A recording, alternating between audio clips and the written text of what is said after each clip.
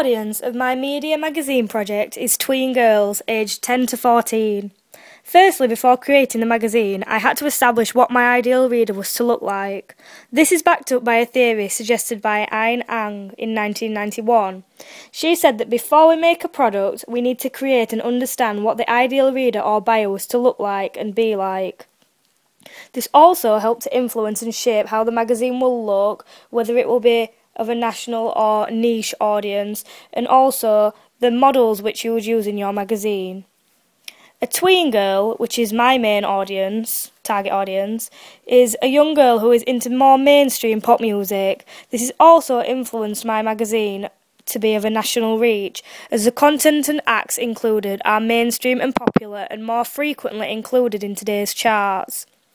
Here is a slide from my presentation of my media pitch. This is just a short summary of what I imagine my ideal reader to look and act like.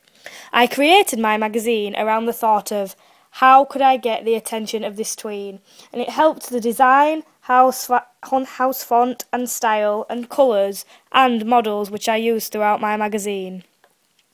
This then brings me on to how I managed to attract my audience with my magazine and its appearance.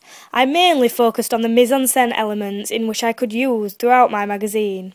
The use of images on the front cover are surrounded with drop shadows of a colour from the colour scheme. This helped them to stand out more on a white background, as well as catch the reader's attention to the main cover lines. The model relates to Carl Rogers' theory in 1969 of an ideal self, or partner, as she is really attractive and she is stood in a pose which is immature and more likely to attract the audience as they are of an immature age, and they also feel that they are on a more personal level with the model as she is blowing them a kiss and also looking directly into the camera. I did this for a direct gaze effect. The makeup that I have used has been kept to a minimum to help influence the younger girls that makeup is not to be overused, and this again shows and is relating to the mode of address of my magazine, as the magazine works as an older sister figure, as it is passing on advice. I used bold text and various fonts and texts in order to attract my target audience more, and to also make sure that the magazine looked busy and well presented, as if it would look boring, it would have less chance of catching the attention of the ideal reader, and also it has to compete with other competitors which would be surrounded in the shop. It also has to look physically attractive. This font in particular is connoting the preferred reading of my magazine, a theory suggested by Stuart Hall in 1980, as it has a bubblegum font, which is connoting my subgenre of bubblegum pop.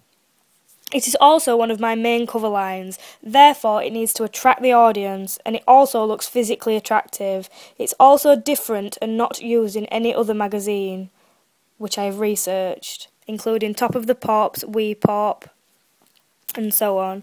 My model is also wearing a girlish top with frills on it. This is also a mise-en-scène element of costumes, and it's helped me to keep the magazine fixed on the genre of pop and the subgenre of bubblegum pop, as the top is simple yet nice looking. She is also wearing a necklace which is jewellery and it's girly, connoting the ideal reader of my magazine, as I would also imagine them to be girly.